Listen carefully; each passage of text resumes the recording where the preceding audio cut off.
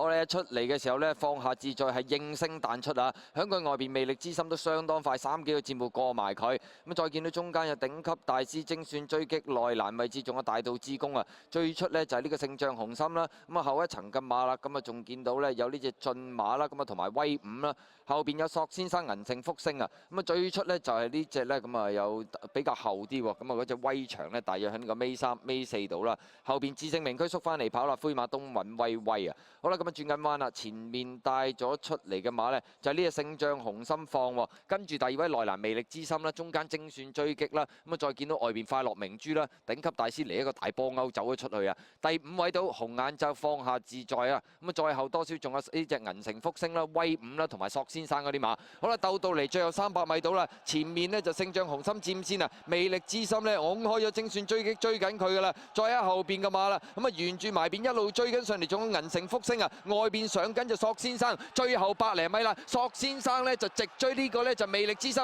後邊仲有銀城福星啊，接近終點啦，第1名呢就魅力之心贏，第2名索先生啊，第3名呢就銀城福星。咁啊，第4名呢都近㗎，威武啊，放下自在啊，精選追擊。咁啊，結果呢隻魅力之心守到個靚位，最緊要出閘嗰下搶咗埋嚟先。咁啊，結果贏馬索先生初出呢都已經好犀利啦。第3就銀城福星攞位有少少唔暢順啊，威武就跑過第4。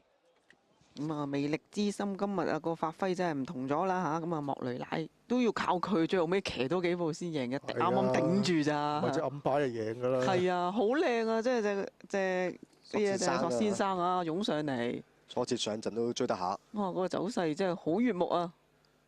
你試集成日跟馬尾嘅，人哋真係望住㗎嘛呢啲。